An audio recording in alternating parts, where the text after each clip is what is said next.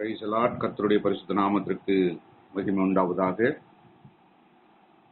என் கண்மலையும் மீட்பருமாகிய கர்த்தாவே, அடியனுடைய வாயின் வார்த்தைகளும் கேட்கிற உடைய பிள்ளைகளுடைய இருதயத்தின் சிந்தனைகளும் உடைய சமூகத்தில் பிரீதியாயிருப்பதாக. ஆமென். ஆண்டவரும் இரட்சகருமாகிய இயேசு கிறிஸ்துவின் நாமத்தினாலே இந்த அதிகாலை நேரத்திலே இந்த கைபேசியின் வாயிலாக கூடி வந்திருக்கிற அன்பான சகோதரிகளை நான் மனதார வாழ்த்துகிறேன். கர்த்தர் உங்களை ஆசீர்வதிப்பாராக. மீண்டுமாக இந்த வாரத்தின் கடைசி நாளிலே ஆண்டவருடைய வசனத்தை நாம் ஒரு தலைப்பின் கீழே நம்ம தியானிக்கலாம்.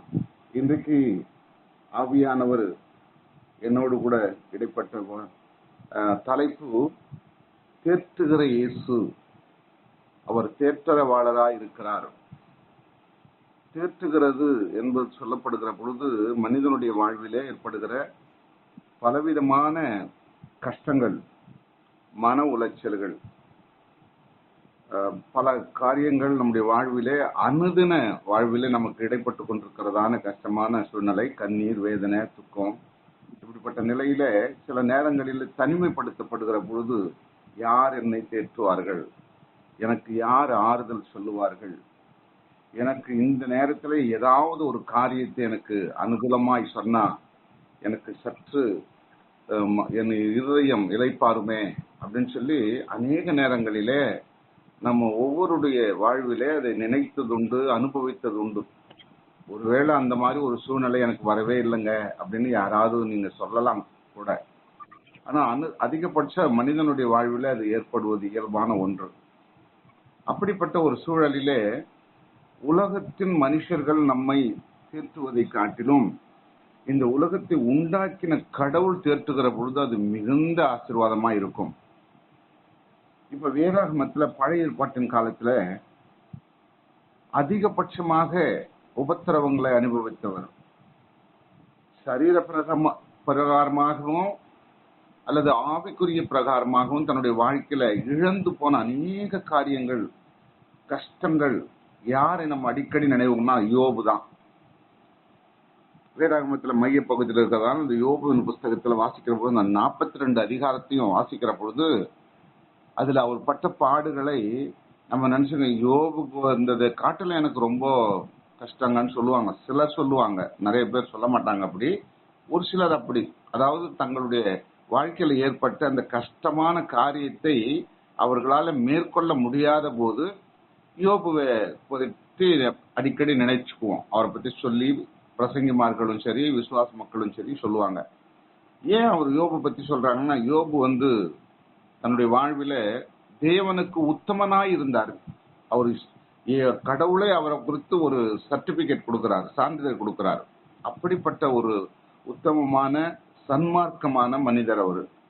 அவருக்கு 10 பிள்ளைங்க இருந்தாங்க. அது எல்லாத்தையும் ஆண்டவர் அவரை விட்டு எடுத்துட்டாரு.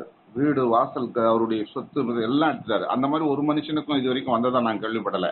அந்த மாதிரி ஒரு சூழ்நிலையில அந்த யோபு ஒரு வார்த்தை சொல்லும் போது சொல்றாரு பாருங்க. அவருக்கு 3 பேரும் முதல்ல நண்பர்களா வராங்க. அதுக்கப்புறம் இன்னொருத்தர் வருகிறாரு இளையவரா. 4 நண்பர்களும் அவருக்கு ஆறுதல் சொல்லும்படி வராங்க. அவருக்கு இருந்த அந்த பாடுகள், கஷ்டத்தின் மத்தியிலே அவரை தேற்றும்படியாக, ஒரு ஆறுதலான வார்த்தைகளை சொல்லும்படியாக வராங்க. வந்தவங்க ஆறுதல் சொல்றதுக்கு 1 வாரம் கழித்து தான் அவரோட கூட பேசுறாங்க. காரணம்னா அந்த அளவுக்கு கொடுமையான கஷ்டங்களை அனுபவித்தார் யோபு. அதை பார்க்க அவர்களால வாய் வரவில்லை பேசுறதுக்கு, அந்த அளவுக்கு. அப்போ அதன் பிறகு அவங்க கிட்ட பேசும்போது முதல் அதிகாரங்களில கொஞ்சம் அவரை கேள்வியும் பதிலுமா இருக்கும். அடுத்தடுத்து வரும்பொழுது ஒரு விதமான முரட்டுத்தனமான கேள்விகளை கேட்டு அவரை ஏற்கனவே இருக்கிற கஷ்டத்தை காட்டிலும் இன்னும் அதிகமா அவரை கஷ்டப்படுத்துவாங்க யோபுவை. இது நம்ம எல்லாம் வாசித்திருக்கிறோம், நிறைய செய்திகள் நம்ம கேட்டிருக்கிறோம் தேவ பிள்ளைகள் மூலமா. அந்த விதமா அவருக்கு நடக்கிற பொழுது குறிப்பா 16வது அதிகாரம் 2வது வசனத்துல யோபு சொல்லும் பொழுது சொல்றாரு, நீங்கள் எல்லாரும் அலட்டுண்டாக்குகிற தேற்றரவாளர்களா இருக்கிறீங்க அப்படின்னு சொல்றாரு. நல்லா கவனிக்கணும். நீங்கள் எல்லாரும், அதாவது அவருக்கு வந்த நண்பர்கள் 3 பேருமே அலட்டுண்டாக்குகிற தேற்றரவாளர்களா இருக்கிறீங்க அப்படின்றாரு. அப்ப நான் ஏற்கனவே அலட்டுண்டு மிக கொடுமையான ஒரு மன உளைச்சலில இருக்கிறேன். அந்த விதமான சூழலில என்னை அதிலிருந்து தூக்கி எடுப்பது போல ஆறுதலான வார்த்தை சொல்லல, ஒரு தேற்றி என்னை பலப்படுத்துவதற்கு நீங்க வரல, என்னை இன்னும் காயப்படுத்தக்கூடிய அளவுக்கு நீங்க கேட்கிற கேள்விகளும் என்னை குற்றி என்னை காயப்படுத்தி சொல்லுகிற வார்த்தைகளும் என்னை இன்னும் அதிகமாய் காயப்படுத்துகிறது என்று சொல்லி அந்த யோபு அந்த நண்பர்களிடத்துல சொல்லுகிற அந்த வார்த்தையை நம்ம பார்க்கிறோம். அப்ப இன்றைக்கு நம்ம வாழ்வில கூட எல்லா மனுஷர்களும் நமக்கு ஆறுதல் சொல்வதை காட்டிலும் சில நேரங்களில் ஆறுதல் சொல்வது போல, சில ஊசி குத்துவது போல சில வார்த்தைகளை சொல்லி, ஒருவேளை நம்மிடத்துல குறை இருந்து நமக்கு கஷ்டங்களை அனுபவிக்கிற நேரத்துல நீ இந்த விதமாலாம் இப்படிலாம் இருந்த, அதனாலதான் உனக்கு இந்த காரியம் வந்தது அப்படின்னு சொல்லி ஒரு மறைமுகமான குற்றப்படுத்தி நம்மள பேசுகிற மக்கள் உண்டு உலகத்துல. அதெல்லாம் நம்ம சிலர் அனுபவிச்சிருக்கோம். இன்னும் சிலர் ஒருவேளை எனக்கு அப்படிலாம் வரலையேன்னு கூட உங்களை யாராவது சொல்லலாம், எனக்கு தெரியல. ஆனா நிச்சயமா ஒவ்வொரு மனிதனுடைய வாழ்வில இதை கடந்துதான் போக வேண்டும் என்ற ஒரு நிலைப்பாடு இருக்கிறது. இப்ப இந்த யோபுக்கு எந்த விதமான ஒரு சூழ்நிலை, அலட்டுண்டாக்குகிறவர்களாய் நீங்க தேற்றுகிறீங்க என்ன, ஏன்னா உண்மையிலேயே சமாதானத்துக்கோடு என் மேல இறக்கப்பட்டு நீங்க தேற்றல அப்படின்னு சொல்றாரு. அது மட்டும் இல்ல, பழைய ஏற்பாட்டின் காலத்துல சங்கீதக்காரர் தாவீது என்கிறதான அரசன் எழுதும் பொழுது 69வது சங்கீதத்துல அந்த 4வது வசனத்திலிருந்து சில வசனங்களை நம்ம வாசிக்கிற பொழுது அங்கே சொல்லப்படுகிறது பாருங்க. நிமித்தம் இல்லாமல் என்னை பகைக்கிறவர்கள் என் தலைமுடியிலும் அதிகமாயிருக்கிறார்கள். நல்லா கவனிக்கணும், நிமித்தம் இல்லாம பகைக்கிறவங்க. இன்னைக்கு உங்க வாழ்விலும் என்னுடைய வாழ்விலும் இன்னும் நம்ம போல உள்ள முக்கியமா கிறிஸ்தவர்களுடைய வாழ்வில, அதுவும் கிறிஸ்தவ ஊழியம் செய்துகிட்டு இருக்கிறவங்க கட்டாயம் அவங்களுடைய வாழ்வில ஏற்படுகிற நிமித்தம் இல்லாம, முகாந்திரம் இல்லாம பகைப்பது, காரணமே இல்லாம அவர்களை குற்றப்படுத்துவது, இதெல்லாம் நம்முடைய வாழ்வில அநேக முறைகளை அனுபவிச்சுட்டு இருக்கிறோம். காரணம் என்னன்னா, என் நாமத்தின் நிமித்தம் நீங்கள் எல்லாராலும் பகைக்கப்படுவீர்கள் அப்படின்னு சொல்லி ஆண்டவராகிய இயேசு கிறிஸ்து நமக்கு சொல்லியிருக்கிறார் வேத வசனத்தின் மூலமா. அப்போ இயேசு கிறிஸ்து எப்போ கடவுளாம ஏற்றுக்கொண்டோமோ அன்று முதல் ஆசீர்வாதங்கள் நமக்கு ஏராளமாய் கிடைக்கிறது. நோய்களிலிருந்து விடுதலை கொடுக்கிறாரு, மன உளைச்சலிலிருந்து நம்மை விடுவித்து காத்துக் கொள்ளுகிறாரு, பல பொருளாதார சூழ்நிலையில ஆண்டவர் நம்மளை ஆசீர்வதிக்கிறாரு. இவைகளுக்கு மத்தியில அநேகர் நம்மை மறைமுகமாகவும் நேர்முகமாகவும் குற்றப்பட்டு நம்மளை கடிந்து கொண்டு, நம்ம பொறாமையினாலே போட்டியினாலே இவங்களுடைய வளர்ச்சியை கண்டு அநேகர் நம்ம முகாந்திரம் இல்லாம பகைக்கிற காரியங்களை நம்ம அனுபவிக்கிறோம். அதுதான் இங்க சொல்றாரு, நிமித்தம் இல்லாமல் என்னை பகைக்கிறவர்கள் என் தலைமுடியிலும் அதிகமா இருக்கிறாங்க அப்படின்னு சொல்லி இந்த சங்கீதக்காரர் எழுதுறாரு. பாருங்க, 8வது வசனத்துல, அதாவது 69வது சங்கீதம் 8வது வசனத்துல சொல்லப்படும் போது, என் சகோதரருக்கு வேற்று மனுஷனும் என் தாயின் பிள்ளைகளுக்கு நான் அந்நியனுமானேன். நான் யாரோ பக்கத்து வீட்டுக்காரன், இல்ல எதிர் வீட்டுக்காரன், இல்ல பக்கத்து ஊர்க்காரன் அப்படின்ற அளவுக்கு என்னுடைய சொந்த சகோதரருக்கு நான் தெரிகிறேன். என்னை அந்த அளவுக்கு என்னை வெறுக்கிறாங்க, என்னை முகம் மறைவா திட்டுறாங்க அப்படின்னு சொல்லி இந்த பாடலை எழுதும் பொழுது அந்த தாவீது அவர் எழுதுகிறார். அப்ப அவருடைய வாழ்க்கையில எவ்வளவு கசப்புகளை உணர்ந்தவரா இருந்தா, தன் சொந்த சகோதரருக்கு நான் வேற்று மனுஷனா இருக்கிறேன்னு கசந்து எழுதுகிறார். 9வது வசனம் சொல்லும்போது, உம்முடைய வீட்டை குறித்து உண்டான பக்தி வைராக்கியம் என்னை பட்சித்தது. யாருக்கிட்ட சொல்றாரு? கர்த்தரிடத்துல சொல்லும் பொழுது உம்முடைய வீட்டை குறித்ததான அந்த வைராக்கியம் என்னை பட்சித்தது என்றாரு. அவருடைய வீடு எதுனா தேவ ஆலயம். என்னுடைய வாழ்வில எவ்வளவு கஷ்டங்கள், எவ்வளவு பாடுகள், எவ்வளவு அவமானங்கள், நிந்தைகள் வந்தாலும் கூட உம்முடைய ஆலயத்துக்கு போவதை நான் நிறுத்தவே மாட்டேன். அந்த ஆலயத்துக்கு போகும்போதுதான் எனக்கு மன நிம்மதி கிடைக்கிறது, எனக்கு தேற்றுதல் கிடைக்கிறது, என்னை ஆறுதல் படுத்துகிற வசனங்கள் கிடைக்கிறது. ஆகவே என் வாழ்வில இடைப்பட்டு வருகிற காரியங்களிலிருந்து நான் உம்முடைய வீட்டை குறித்து நான் பக்தி வைராக்கியமா இருக்கிறதுனால அந்த வைராக்கியத்தில் நான் பட்சிக்கப்படுகிறேன் என்று சொல்றார். பாருங்க, யோசித்து பாருங்களேன் ஒரு நிமிடம். எத்தனை முறை நம்ம ஆலயத்துக்கு போவது அசட்டை பண்ணிருப்போம். அதை இந்த வாரம் போக முடியல, கொஞ்சம் சரீரத்துல கொஞ்சம் அப்படியே அசதியா இருக்குது, சோம்பலா இருக்குது இல்லையா? இது எல்லாருடைய வாழ்க்கையில ஒரு வந்து போகிற ஒரு காரியம். கூடவே கூடாது. எப்படிப்பட்ட நிலைப்பாடு இருந்தாலும் தேவ ஆலயத்துக்கு போய் ஆண்டவரை நம்ம ஆராதிக்கணும். 2 மாதம் ஏறக்குறைய 60 நாட்கள் 2024-25 அந்த ஆண்டுல எனக்கு இந்த கிட்னி ஸ்டோன் இருந்து ஆபரேஷன் செய்யப்பட்டு, நீங்க ஆட்டோ, பஸ், பைக்கு எதுலையுமே வாகனத்துல போகக்கூடாது, எங்கேயும் போகக்கூடாது, 60 நாள் அப்படியே இருக்கணும், எங்கேயாவது போனா நடந்து போங்க மெதுவா அப்படின்னு சொல்லிட்டார் டாக்டர். அந்த 60 நாள் மற்றவருடைய பார்வையில நான் எப்படி இருந்தேனோ, ஆனா என் மனதுக்குள்ள எவ்வளவு உளைச்சலோடு நான் வீட்டுல இருந்தேன். அப்படியும் தவிர்க்க முடியாம சில நேரங்களில் நடந்து பக்கத்தில் உள்ள ஆலயத்துக்கு போயிடுவேன். ஏன்னா நான் ரெகுலரா போற ஆலயத்துக்கு ஒரு நாளும் விட்டு விட மாட்டேன். ஏறக்குறைய 47 வருஷமா நான் அப்படிதான் இருந்துகிட்டு இருக்கிறேன். என் குடும்பத்தாருக்கு தெரியும். ஏன்னு சொன்னா, தேவனுடைய ஆலயம் என்னை தீர்த்துகிறது, என்னை ஆற்றுகிறது. எவ்வளவு பெரிய மன உளைச்சல் இருந்தாலும் அங்க போனாதான் எனக்கு மன நிம்மதி கிடைக்கும் என்பதை நான் அனுபவித்திருக்கிறேன்.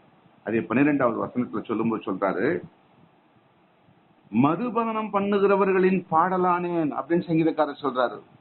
போதை வஸ்துகளை உபயோகப்படுத்துகிறவர்களுக்கு நான் பாடலாயிட்டேன், அந்த அளவுக்கு என்னை மன உளைச்சலுக்குள்ளாக்குறாங்க, நான் பாடலாயிட்டேன் அப்படின்னு சொல்றாரு. 20வது வசனத்துல சொல்லும் போது, அங்கே தேற்றுகிறவர்களுக்கு காத்திருந்தேன், ஒருவனையும் நான் காணேன். என்னை யாராவது எனக்கு ஆறுதல் சொல்லுவாங்களா அப்படின்னு காத்துட்டு இருந்தேன். ஆனா ஒருவரும் எனக்கு ஆறுதல் சொல்ல வரல, அவ்வளவு வேதனைப்படுறேன் அப்படின்னு சொல்லி சொல்றாரு. அப்போ நம்ம வாழ்வில கூட இதெல்லாம் கடந்து வரும். என்னை போல வயசுல உள்ளவங்க இதுல இருக்கிறீங்களா இல்லையான்னு எனக்கு தெரியாது. என்னை விட இளைய வயசுல உள்ளவங்க தான் இருப்பீங்கன்னு நான் நம்புறேன். அப்படி இருந்தாலும் கூட உலக வாழ்வில எல்லாருக்கும் இந்த காரியம் உண்டு. மன சோர்வுகள், சஞ்சலங்கள், மன வருத்தங்கள். அது குடும்ப வாழ்வில, அலுவலகத்துல அல்லது ஆலயத்துல கூட இருக்கு. எந்த நிலையிலும் எதையாவது ஒரு காரியத்துக்கு நமக்கு யாரனா ஒரு தேர்தல் சொல்லுவாங்களா அப்படின்றது தான். பிரசங்கி சாலமோன், அவருக்கு முன்னாடி இருந்த ராஜாக்களும் இல்லை, அவருக்கு பின்னாடி வந்த ராஜாக்களும் இல்லை, அவரை போல ஞானம் உள்ளவர் என்று வேதம் சொல்லுகிறது. அப்படிப்பட்ட ஒரு ராஜா ஞானவான் எழுதுறாரு 4வது அதிகாரத்துல, எல்லாம் மாயை மாயை மாயை, இந்த உலகம், சூரியனும் சந்திரனும் மக்களும் மண்ணும் பூமியும் தாவர வகைகளும் எல்லாமே ஒரு மாயை மாயை என்று சொல்லி அவர் எழுத தொடங்கிட்டு 4வது அதிகாரம் 1 வசனத்துல சொல்லும் பொழுது, இதோ ஒடுக்கப்பட்டவர்களின் கண்ணீரை கண்டேன், அவர்களை தேற்றுவார் இல்லை. ஒடுக்குகிறவர்கள் பட்சத்தில் பலம் இருந்தது, அப்படி இருந்தும் தேற்றுவார் இல்லை. எவ்வளவு ஞானியை எழுதுறாரு பாருங்க. ஒடுக்கப்பட்டவர்களுடைய கண்ணீரை நான் கண்டேன், பார்க்கிறேன். இந்த உலகத்துல எவ்வளவோ மக்கள் ஒடுக்கப்படுறாங்க, துன்புறுத்தப்படுறாங்க, வேதனைக்கு உட்படுத்தப்படுறாங்க, முகாந்திரம் இல்லாம பகைக்கப்படுறாங்க. ஆனா அவங்கள தேற்றுறதுக்கு ஆள் இல்லை அப்படின்னு சொல்றாரு. அவங்களுக்கு பலம் இருந்தது, சரீரத்துல எதிர்கொள்வதற்கு மன கடினம் இருந்தது. அப்படி இருந்தும் யாராவது ஒருவர் தேற்றுவாங்களா, ஒரு ஆறுதல் சொல்லுவாங்களா அப்படின்னு அவங்க நினைக்கிறாங்க. ஆனா யாரும் இல்லை அப்படின்னு சொல்லி அந்த சாலமோன் ராஜா எழுதுகிறதை நம்ம இந்த வசனத்தின் மூலமா பார்க்கிறோம். இந்த தேற்றுகிற இந்த காரியத்தை, இந்த கண்ணீரோடு இருக்கிறவர்களை தேற்றுவார் இல்லை என்று சொல்லும் பொழுது எனக்கு ஒரு அடிக்கடி இந்த பாடலை கேட்டிருக்கிறேன். ஒரு அருமையான தெய்வ மனுஷன் பாடுறாரு,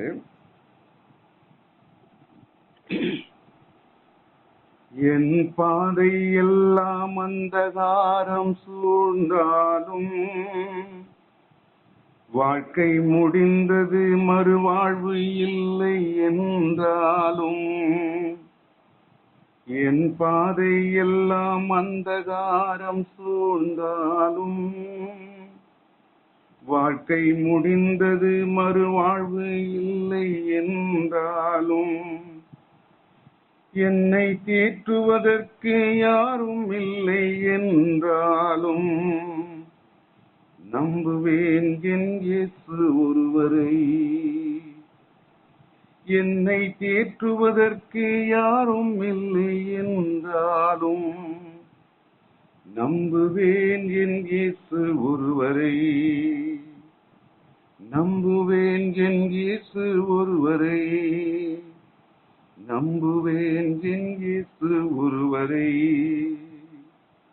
நம்புவேன் என் இயேசு ஒருவரை, நம்புவேன் என் இயேசு ஒருவரை. இப்படி ஒரு பக்தன் பாடுவதை நான் அடிக்கடி கேட்டிருக்கிறேன். காரணம் என்னன்னா, நம்முடைய வாழ்வில் ஏற்படுகிற சோகம், கண்ணீர், அநேக விதமான வேதனைகள், யார் எனக்கு இந்த பாரமான சூழலிலிருந்து என்னை விடுவிக்க கூடும்? எந்த மனுஷனாலும் ஆறுதல் சொல்லலாம், தேற்றுதல் சொல்லலாம், ஏதோ 1-2 பேரு, ஆனா விடுவிக்க முடியாது. அது ஒரே ஒருத்தரால தான் முடியும். ஏசாயா தீர்க்க தரிசன புஸ்தகம் 66வது அதிகாரம் 13வது வசனத்தை பாருங்க. ஏசாயா 66:13. ஒருவனை அல்லது ஒருவளை அவன் தாய் தேற்றுவது போல் நான் உன்னை தேற்றுவேன், நீங்கள் எருசலேமிலே தேற்றப்படுவீர்கள் என்று தீர்க்கர் எழுதுகிறார். ஒரு தாய் தன் பிள்ளையை, ஒரு மகளை, மகனை எப்படி தேற்றுவாளோ, எப்படி ஆறுதல் படுத்துவாளோ, எப்படி தூக்கி தன் தகப்பன் சுமப்பாரோ, தாய் எப்படி தோளிலே போட்டு அவளை ஆற்றுவாளோ, அது போல நான் உங்களை தேற்றுவேன், நீங்கள் எருசலேமிலே தேற்றப்படுவீர்கள், தேவனுடைய வீட்டிலே நீங்கள் தேற்றப்படுவீர்கள். அதனாலதான் சொன்னேன், தேவனுடைய ஆலயத்துக்கு போவதை குறித்து சொன்னேனே, அதுதான். அவருடைய இடத்துல அவருடைய சத்திய வசனம், அவரை குறித்து ஆனந்தமாய் மகிழ்ச்சியாய் பாடி அந்த ஆராதிக்கிற வேளையில எவ்வளவு பெரிய பிரச்சனை இருந்தாலும், நம்முடைய இருதயத்துல எவ்வளவு பெரிய கடினமான கண்ணீரும் துக்கமும் துயரமும் இருந்தாலும், அந்த ஆராதனை பண்ணுகிற வேளையில ஆவியானவர் நம்மோடு கூட இடைப்படுகிற அந்த வேளையில எல்லாவற்றையும் மறந்து அவரோடு கூட நம்ம அந்த பயணிக்கிற அந்த நேரம் இருக்குதே, அது மனிதனால வர்ணிக்க முடியாது, சொல்லி முடியாது. அதுதான் அவர் தேற்றுகிறது, அதுதான் நம்மை ஆறுதல் படுத்துகிறது, அதுதான் நம்ம வழி நடத்துகிறது, ஆலோசனை கொடுப்பதா இருக்கிறது. ஆகவே ஆண்டவராகிய இயேசு கிறிஸ்து ஒருவர் மாத்திரமே நம்மை தேற்றுகிறவராய் இருக்கிறார். யோவான் சுவிசேஷ புத்தகம் 14வது அதிகாரம் 16வது வசனத்தில் சொல்லப்படுகிறது, நான் பிதாவை வேண்டிக் கொள்ளுவேன், அப்பொழுது எந்தெந்தைக்கும் உங்களுடனே கூட இருக்கும்படிக்கு சத்திய ஆவியாகி வேறொரு தேற்றரவாளனை உங்களுக்கு அவர் தந்தருள்வார். நாம் பழைய ஏற்பாட்டில் சொன்னதெல்லாம் மூவொரு கடவுள், பிதா, குமாரன், பரிசுத்த ஆவி, இவர்கள் மூவரும் ஒன்றாய் செயல்பட்டு அவர்கள் தீர்க்கர்கள் மூலமாக இந்த உலகத்திற்கு ஆலோசனை சொல்லி நன்மை செய்து ஜெபம் கேட்டு அவர்களுக்கு பிணியிலிருந்து விடுதலை கொடுத்து அவர் ஆற்றி தேற்றுகிறவராயிருந்தார். இப்போ குமாரனாகிய கிறிஸ்து பிதாவை வெளிப்படுத்தும்படியாய் இந்த உலகத்திற்கு வந்து எல்லா பாடுகளையும் அனுபவித்து மீண்டும் அவர் பரத்துக்கு ஏறுகிற பொழுது அவர் சொல்றாரு, நான் போயிட்டேன்னு கவலைப்படாதீங்க, உங்களை ஆற்றுவதற்கு ஒரு தேற்றரவாளனை நான் உங்களுக்கு அனுப்புவேன் அப்படின்னு சொல்றாரு. அவரால் நீங்க தேற்றப்படுவீர்கள். 18வது வசனம் சொல்லுகிறது, நான் உங்களை திக்கற்றவர்களாய் விடேன், உங்களிடத்திலே நான் வருவேன் என்று சொன்னவர் 20வது வசனத்தில் சொல்றாரு, நான் என் பிதாவிலும் நீங்கள் என்னிலும் நான் உங்களிலும் இருக்கிறதை அந்த நாளிலே நீங்கள் அறிவீர்கள். நல்ல கவனிக்கணுங்கதான். பிதாவாகிய தேவன், குமாரனாகிய கடவுள், பரிசுத்த ஆவியானவராகிய தேற்றரவாளன், இவர்கள் மூவரும் நம்மோடு கூட இடைப்பட வேண்டுமானால் நம்ம காத்திருந்து அவருடைய பலத்த கரத்துக்குள்ள அடங்கி இருக்கணும். அதுதான் அங்க அழகா சொல்லி கொடுக்கிறாரு. அந்த மூவரும் நம்மோடு கூட இடைப்படுகிறதை இதன் மூலமாக நம்ம அறிந்து கொள்ள முடிகிறது. 26ஆம் வசனம் சொல்லுது, என் நாமத்தினால பிதா அனுப்ப போகிற பரிசுத்த ஆவியாகிய தேற்றரவாளனே எல்லாவற்றையும் உங்களுக்கு போதித்து நான் உங்களுக்கு சொன்ன எல்லாவற்றையும் உங்களுக்கு நினைப்பூட்டுவார் அப்படின்னு சொல்றாரு. அப்போ இயேசு கிறிஸ்து இந்த பூமியில சொன்ன அனைத்து நன்மையான சுவிசேஷ வார்த்தைகள் எல்லாவற்றையும், பரலோகத்துக்குரிய எல்லா வார்த்தைகளையும் மீண்டும் மீண்டும் வந்து இயேசு கிறிஸ்து நினைப்பூட்ட மாட்டார். அவர் அனுப்பப்படுகிற பரிசுத்த ஆவியானவர் நம்மோடு கூட இடைப்பட்டு நமக்கு நினைப்பூட்டுவார். இப்பொழுது நான் உங்களோடு கூட இந்த திருவார்த்தைகளை சொல்லுவதற்கு நான் அல்ல, நான் மாம்சமானவன், ஒன்றும் உதவாத ஒரு மண்ணு, ஆனா எனக்குள்ள ஆவியானவர் இருக்கிறதுனால இந்த வார்த்தைகளை எதை எதை எப்படி அவர்களுக்கு வழங்க வேண்டும் என்று சொல்லி அவர் சொல்லிக் கொடுக்கிறார். அவர் சொல்லுகிற வார்த்தை தான் உங்களோடு கூட இப்பொழுது பேசிக் கொண்டிருக்க முடிகிறது. பாருங்க, 15வது அதிகாரம் யோவான் 15:26 சொல்லப்படுகிறது, பிதாவினிடத்திலிருந்து நான் உங்களுக்கு அனுப்ப போகிறவரும் பிதாவினிடத்திலிருந்து புறப்படுகிறவருமாகிய சத்திய ஆவியான தேற்றரவாளன் வரும்போது அவர் என்னை குறித்தும் சாட்சி கொடுப்பார் அப்படின்றார். இயேசு கிறிஸ்து குறித்து அவரே சாட்சி கொடுப்பார். மூன்றும் ஒருவராய் இருந்தாலும் என உங்களுடைய பார்வைக்கு நான் இவ்வளவு நாள் மாம்சத்தில் இருந்தது வெளியில் மறைக்கப்பட்டபடியினாலே, நான் எடுத்துக்கொள்ளப்பட்டபடியினாலே ஆவியானவர் திரும்ப உங்களுக்கு அதை வெளிப்படுத்தி காமிப்பார் என்று சொல்றாரு. அதே 16வது அதிகாரம் 7வது வசனத்துல சொல்லப்படுகிற பொழுது, நான் உங்களுக்கு உண்மையை சொல்லுகிறேன், நான் போகிறது உங்களுக்கு பிரயோஜனமாயிருக்கும். நான் போகாதிருந்தால் தேற்றரவாளன் உங்களிடத்தில் வரார். நான் போவேனே ஆகில் அவரை உங்களிடத்தில் அனுப்புவேன். இப்படி தேற்றரவாளரை, பரிசுத்த ஆவியானவரை, அவர் தான் நம்மளை தேற்ற முடியும். முழங்கால் போட்டு கண்ணீரோடு நின்று நம்ம தனிமையில தனி ரூம்ல என் பிரச்சனை, என்னுடைய கடன் பிரச்சனை, என்னுடைய வியாதி பிரச்சனை, என் பிள்ளைகள் படிக்கிற பிரச்சனை, என் கணவர் குடித்து வெறித்து பல பிரச்சனைக்குள்ள இருக்கிறார், அவரை குறித்தான காரியம், பலவிதமான அலுவலகத்துல மேலான அதிகாரி என்னை கடிந்து கொண்ட காரியம், இப்படி பல காரியங்களை நாம் தனி அறையிலே முழங்கால நின்று கண்ணீரோடு ஜெபிக்கிற பொழுது அங்க எந்த மனுஷனும் தேற்ற முடியாது. நாம ஜெபிக்க ஜெபிக்க ஜெபிக்க ஆவியானவர் நமக்குள்ள இடைப்பட்டு நம்மை தேற்றுகிறவராய், ஆறுதல் படுத்துகிறவராய், நம்மோடு கூட அவர் தங்கி இருக்கிறவராய் இருக்கிறார். இதுதாங்க அந்த அனுபவத்துல உள்ளவங்களுக்கு அல்லது இனிமே அனுபவிக்க போறவங்களுக்கு இந்த தேற்றரவாளனை நம்மோடு வைத்துக்கொண்டு அவர் நடத்துகிற வழியிலே நம்ம நடப்போமானால் கர்த்தர் நிச்சயமாகவே இந்த உலகத்துல வருகிற உபத்திரவங்களா எனக்கு லேசான காரியம் என்று சொல்லிட்டு போயிட்டே இருக்கலாம். ஆகவே இந்த வசனத்தோடு இந்த உலகத்துக்குள்ள கடந்து போங்க. கர்த்தர் உங்களை தொடர்ந்து அவர் தேற்றரவாளனாய் இருந்து உங்களுக்கு ஆறுதல் படுத்தி, உங்களை சமாதானப்படுத்தி, உங்களை ஆசீர்வதிப்பாராக. ஆமென்.